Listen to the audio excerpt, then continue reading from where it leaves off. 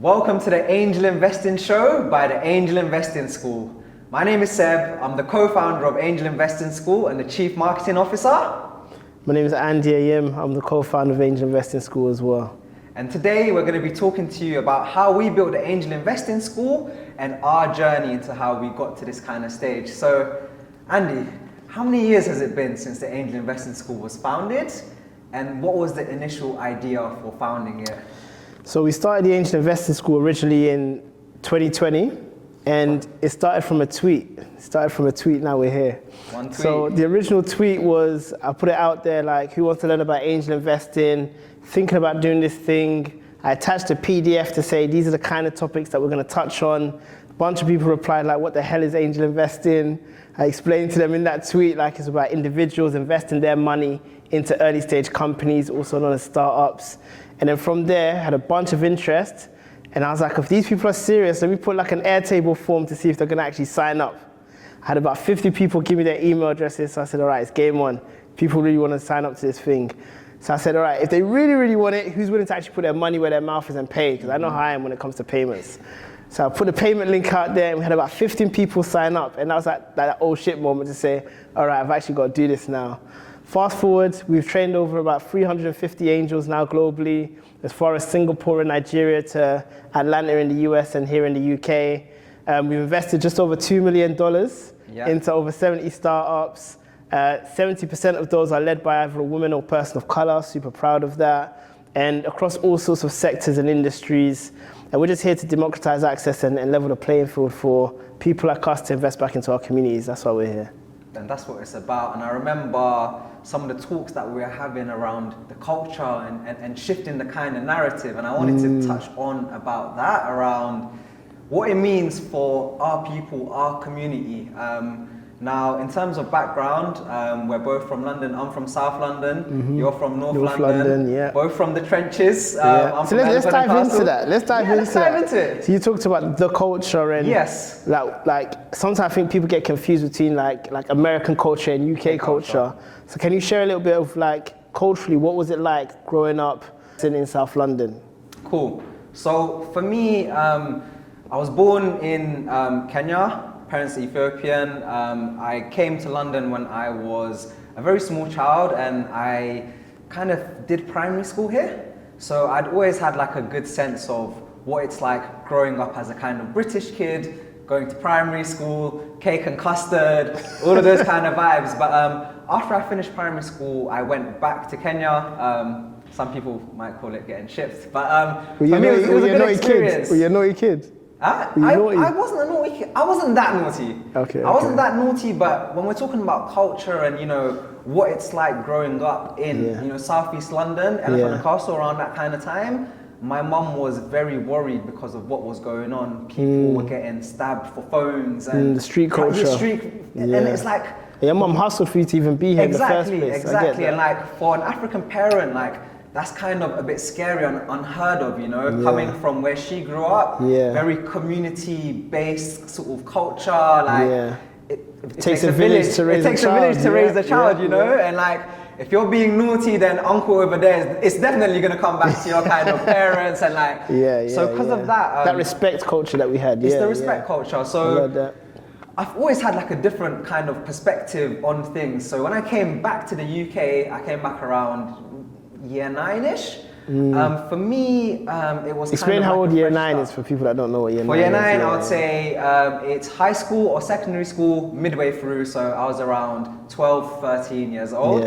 And I remember coming back, so when I was in Kenya, it was like no internet access. You had to go to internet cafes. If you're lucky, it would be an alright speed internet. I was there like trying to use LimeWire to download like albums. I remember trying to download like Kanye West album, and it would take like 3 days for it to download. I'd have to like go to the internet cafe, put it on, leave it, and then come back in a couple of days. But when I came back to London, I completely saw the world change. And for me, the one moment that I realized that technology had completely changed the world was MSN and instant messaging. I love that. Yeah. So I met my wife through that. You met your wife? That's a whole other story. That's a whole for another time. But So when I came back from Kenya, the way I'd interact with my family was through phone calls, phone cards. I don't know if phone cards. Yeah. So phone cards were the thing back in the day. Like a £10 card, £5 card. Yeah. My mum would always send me to the shop to get the little card from Like Busman. Mobile. That's one of them. Yeah, exactly. Yeah. So when I came back and I saw my cousins and stuff, they were on the computer like messaging people, and they were like, they're on the other side of the country. I said, wait, what? I blew your mind. Yeah, I said, you're speaking to someone in like literally in real time, and they're on the other side of the country. I said, where do I sign up? So, but you know why that's so interesting? Because I feel like in Western countries, we take it for granted because we grew up 100%. on this technology.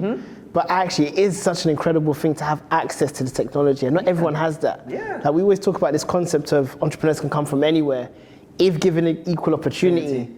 But actually, the world isn't equal and fair, and we're learning that slowly, and we're figuring out how we can make it more fair. 100%. So like I love time that. and space. Like I study geography, and we talk about time-space compression. A lot of people will be like, my generation, you guys grew up on tech, and I'm like, it depends where you were in the world. Like I grew up with tech here, but when I was in Kenya, it was a very low-tech kind of environment. Yeah. But fast forward 10 years later, Kenya right now in terms of technology is booming. It's amazing now, It's amazing. But at the same time, my parents are Ethiopian, and Kenya and Ethiopia are neighboring countries. Yeah. When you go from Kenya to Ethiopia, completely Culture different. shift. Yeah, culture shift, completely different tech landscape as I think that's what people need to appreciate about Africa. It's not actually a single country. There's all these different countries with all these different cultures. Yeah. I remember I went camping across East Africa with my brother for 30 days. And we started off in Zimbabwe, Victoria Falls. We went through Malawi, did like the Serengeti and Tanzania, went to Zanzibar, finished off in Kenya. Culturally so rich, but so different. And especially from the fact that we originated from Ghana. West to east, completely different again. 100%, and I've been to Ghana as well, so I've got a taste of West Africa. And you had a good time in Ghana too. I know that. It was a vibe. I was blown away by how developed Ghana was as well, and how integrated technology was. People were on social media, they were organizing like pop-ups and stuff like that on Instagram and this, and I was like, wow, like it wasn't like that in Ethiopia, but I do believe that technology is a democratizing factor. Yeah, for sure. And we've seen the effects and the power of being able to provide education to people in remote villages, and just seeing what kind of impact that kind of has. There's also a downside as well, right? Like people addicted to social media. Yeah. Like, people judging their identity based on how they look online and whatnot, privacy and whatnot. Like, so yeah, I think we're learning a lot about ourselves and humanity through the advancement of this technology as well. 100%, and I think that's just like one thing that brought us together as well. Like when we talk about that love for technology, and our background in terms of how we grew up. Exactly. I'll touch on mine in a second. Exactly. So it's like technology for me, when I came back to London, it was like something to use, but something that wasn't really like studied. And I started like developing a fascination behind the actual tech. Yeah. And I remember getting my first iPod. I remember jailbreaking that, downloading apps, side-loading apps and stuff like that onto it. So for me, from an early age, I'm not gonna lie, like I'd always been fascinated by like technology. When I came back from Kenya, I was like, the power of technology is like mad. Like I'm just so interested. Like you can get like music downloaded online onto like incredible. Yeah, it's incredible. So that kind of sparked my passion for technology. So it was in my teens, iPod, PSP, jailbreaking stuff, LimeWire, MSN. Like, what was your kind of entry point into technology and like your fascination with it? I love that. So it's interesting you talked about your cousins being like influences for you at a young age, because you saw them messaging people across the country.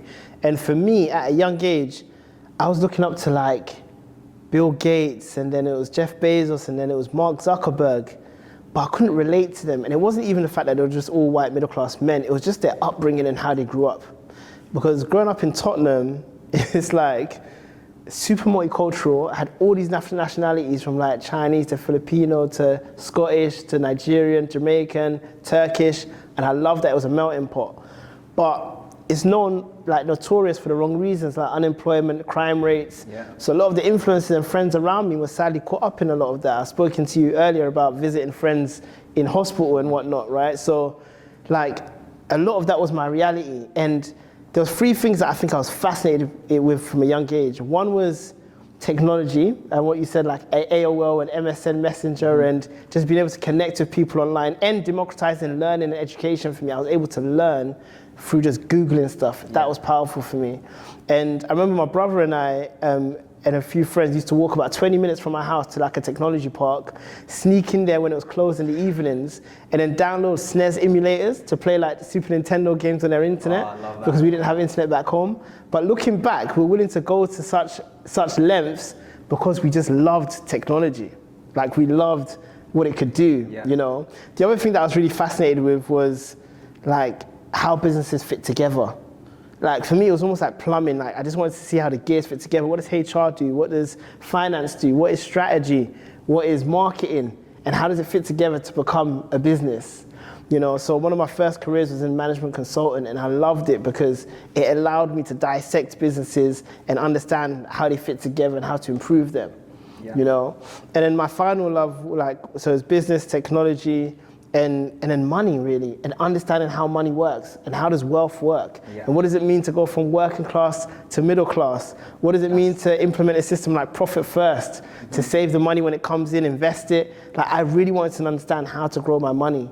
And it started with me investing into properties first of all, then public equities or stocks and shares, ETFs and whatnot, and then eventually into startups, which I've grown to love. So yeah, I've had this again journey like yourself, where it's like I was born in one environment in Tottenham in North London.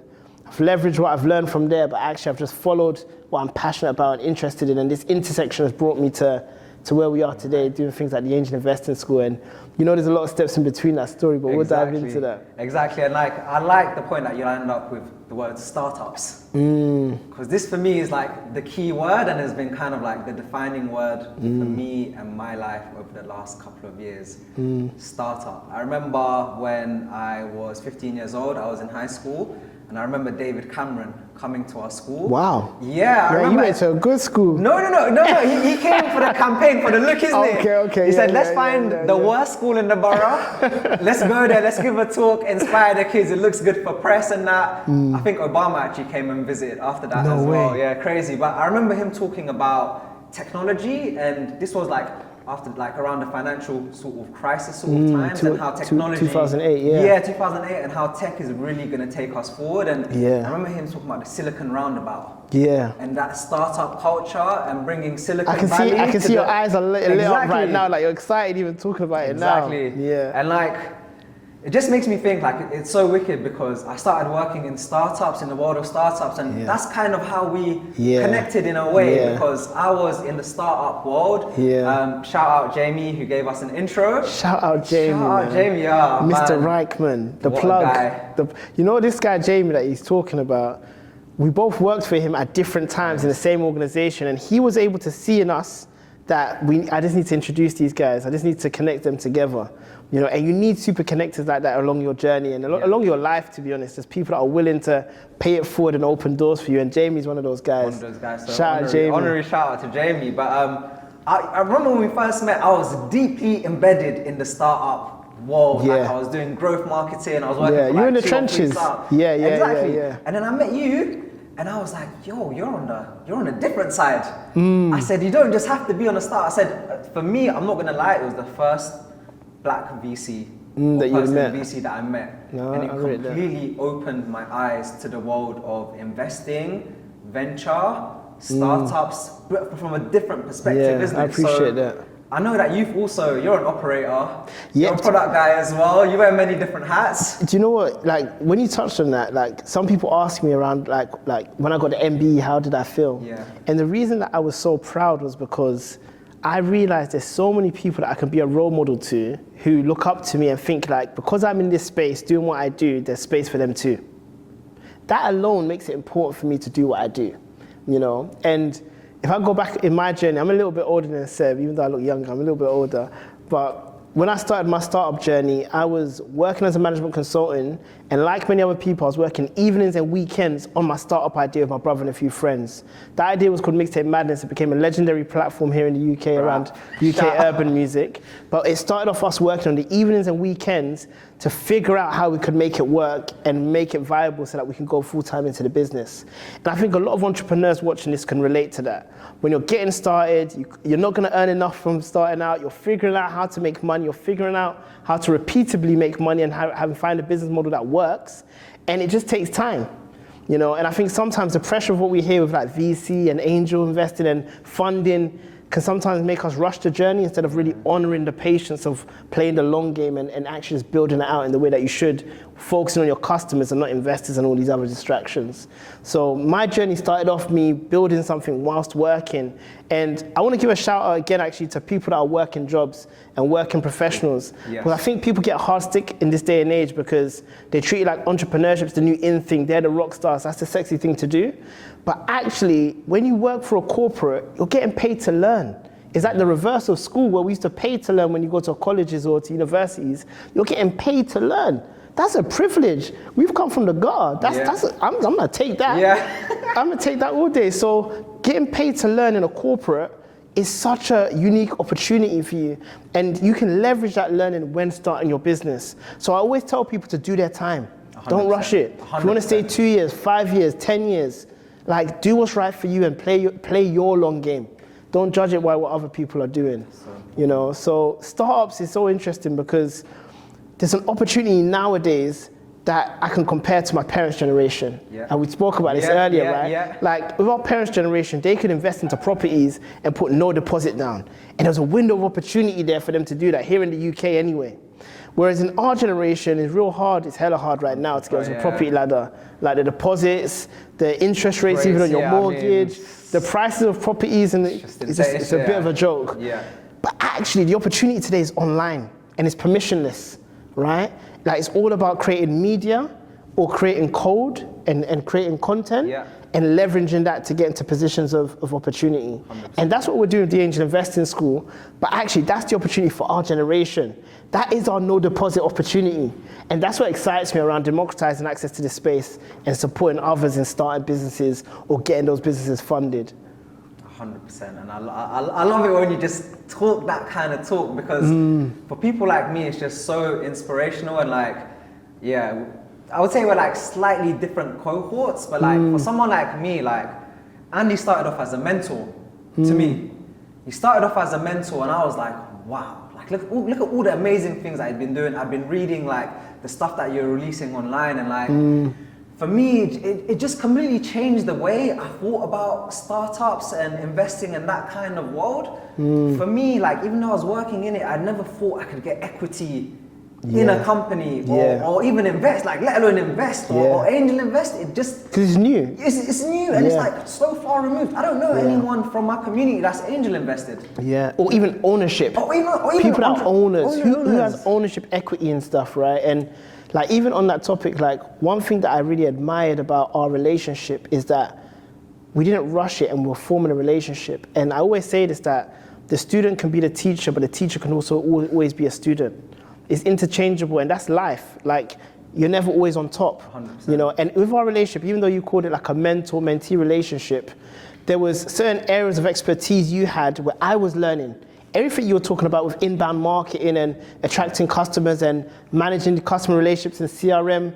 Now listen, that's all new to me. That's Hong Kong Fooey when I was first hearing that. I didn't understand that at all. So I was learning a lot. And I think the important thing for people to understand about these relationships is that we worked together for about a year or year and a half maybe before we formalized the relationship and you came onto the Angel Investing School and became a part owner in the business. And I think people really need to double click on that, like really building authentic relationships with people based on shared values and testing the working relationship first before you decide let's co-found a company together. Let's go over it. Because we're playing the long game. There's no point rushing. You know, maybe, yeah, we took a year and a half, but we're coming to build something enduring over the next 20 years, maybe. Exactly. Like that year and a half was so small compared to the length of time and the amount of impact that we can have over the long term. So why rush such an important decision? 100%. And I always remember like this one key word that you'd said called patient capital. Yeah. And I heard that first from you, and I thought like that's such an interesting concept and an interesting way to think about things, because in the startup world, things are like so rushed, and it's like, when are we getting to the next stage? Have we scaled to like a gazillion people yet? Like, and I think it's just so important to like, number one, like, not destroy, but like change the mainstream narratives of number one, like you don't have to be a full-time entrepreneur. Like, not everyone goes into this journey like to be an investor. You don't have to necessarily be a former entrepreneur that's exited for millions of pounds. Or ex-investment banker. Exactly. I think when people even talk about ownership and wealth or angel investing, you're thinking about like a retired middle-class person on a golf he's got course, millions in the bank, ready to just board, just want to deploy money. Well, we're saying, no, listen, you can invest as little as £1,000. In fact, you can come together with the community and we can raise about 150K. Exactly. But if you just bring your 1,000 into that pot, we can invest together. And it's like our parents' generation when they used to use susu and partner schemes. They used to save together, then each month someone would get their share of their money. We call it ukub. In Ethiopia, we have the exact, what do you call it? Ukub. Yeah. It's the exact same system. Yeah, I love that pronunciation. Can you say that again? Ukub. It's but yeah, it's the same thing, right? And it's that community and village mentality. And I think we need to bring that back into the startup game. Yes. Sometimes we're looking for other people's playbooks. Like, oh, I read Peter Thiel's book, 0 to 1. Yeah, that's not my playbook. I didn't grow up with wealth. I don't have access to those networks. I can't build like you build. My playbook is more iterative. It's resourceful. It's doing the most that I can with the little that I have. So we need to create a playbook that works for us. And I think that's what we're here to do. That's why we're having these conversations. That's what we're going to share in episodes to come. Exactly. And that's why we built the Angel Investing School. Yeah. It's to show people how to be able to participate and how to be able to invest in startups and get a piece of that equity pie and generate wealth for themselves and future generations to come. Because that's what it's all about, right? It's about and as I said, it's about the long game, right? Absolutely. And I think that segues on to the next point very well around like the Angel Investing School and the values that we embody and like our mission essentially. Yeah. And you touched on it quite well. It's like democratizing access to information. And I think like that's such an important thing. And I think it's quite undervalued, especially here in the UK. Yeah, even globally, you know, when you think about financial literacy or financial inclusion, people talk a lot about debt, paying off credit cards, really important, you know, loans and loan sharks and payday loans, really important. Then people might talk about savings. Then people might talk about investing in a property or stocks and shares and ETFs, but no one talks about investing in classic art, in Rolexes, in NFTs, in startups and privately held companies. So this is what we're here to do, really plug that gap and democratize access so that everyone has an equal understanding of actually how they can build wealth in a way that makes sense for them. And when I started angel investing, for me it was an alternative to instead of taking an MBA. I'm like, I don't want to go to this university for the brand. I know that I could get a network from there, and I know it might lead me into interesting opportunities through meeting these fascinating people. But I thought, actually, that 15K, I could write 15 angel investments, and actually that's how I can build my brand. And founders are super fascinating, and to go on these journeys with them is incredible, so that's the network. And actually through doing that, I can have an impact on the wider world through supporting these entrepreneurs in their early days. If I just give rather than take. And that's why I love the work that we do. It's really an opportunity to do work we love with value-aligned people who are serving people in a meaningful way. You know, and there's not many asset classes where you can be so hands-on. Stocks and shares is like, I don't really know the owner of Coca-Cola or Microsoft, but I just put money into their shares. No, I actually really know this founder. Like, we literally went out last week. Like, I literally just introduced him to Chief Keef and music. Like, these are the conversations I'm having with my founders, whereas like with these other asset classes, it's just not the same. So when you talk about asset classes for the audience that might not know, but like talk to us about like what are the different types of asset classes and like where does angel investing / private equity fit in all this? We talked a bit about property, stocks and shares. Like how would you break that down in like the bigger picture, you know? Yeah, it's a great question. So when we're talking about wealth and wealth creation, you make money when your money, you like this conversation. Yeah, we're getting to the bag. Yeah, we're getting to that. You make money when you have ownership of equity. And equity means that I own shares in this asset. And an asset could be a business, it could be land, it could be property. Gold. It could be gold, it could be a commodity. All of these are assets. And your aim is that that asset is gonna appreciate in value. What do I mean by that? Instead of being worth £10 today, next week is worth £100. Next week, Seb wants to do that mini rock. Next week is worth £1,000, and then it's worth a million, right? That's what we're talking about, appreciating assets. Now, every asset class has different risks. I could invest in the government bonds, and it might give me like a really low interest rate, but I know it's guaranteed, or pretty much guaranteed. I could invest in property, right, and rent it out to someone, and I make money off the difference between the rent and the mortgage, all right? It's a playbook that's well understood. Nothing's guaranteed, but it's well understood. Yeah. I could invest in stocks and shares. I ain't really a good stock picker, so I'm not coming S&P to do individual. So I'm gonna just put it in an index fund, really boring, unsexy, but it works over the long term, all right? Very hands-off, but that's what I need to do. With startups, it's very different, because what you're saying is, these stocks and shares are publicly listed companies. They're companies that have to report to the public every quarter about how they're performing, and the public can buy ownership into these companies. With privately held companies, startups, it's not easy to gain ownership access into these companies. You have to have access to these founders to know that they're fundraising and to know that they want to take on money. So let's double click for a second. What is a startup and why are they raising funding?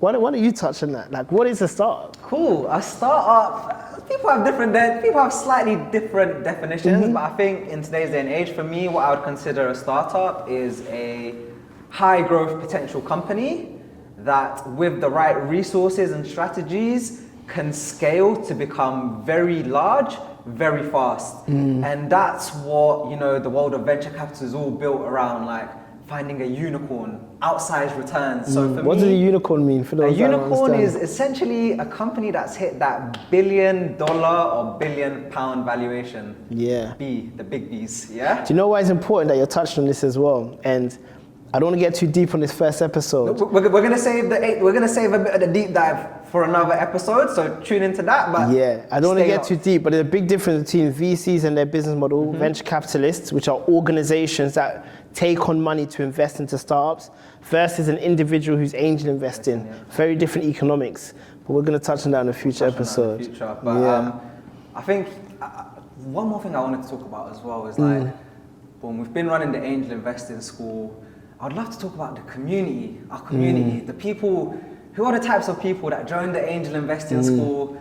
Let's talk about the beautiful community that we've built of like-minded individuals who all want to grow and who are all on the kind of journey. Because when you do the angel investing school, and I remember I enrolled in the first one, I was I'd made some like small investments using Crowdcube in like Monzo and some fintech companies, and I was like, I really want to know how to take it to the next level. But talk about like the community of angel investing school and like what it means for them. I think the biggest thing with our community is people really feel at home. They feel like it's a judgment-free zone where I can ask my questions without ridicule, and I can get started with investing starting where I am. Yeah. Whereas the typical narrative was you need to be really wealthy, really rich in order to, I can't afford to invest.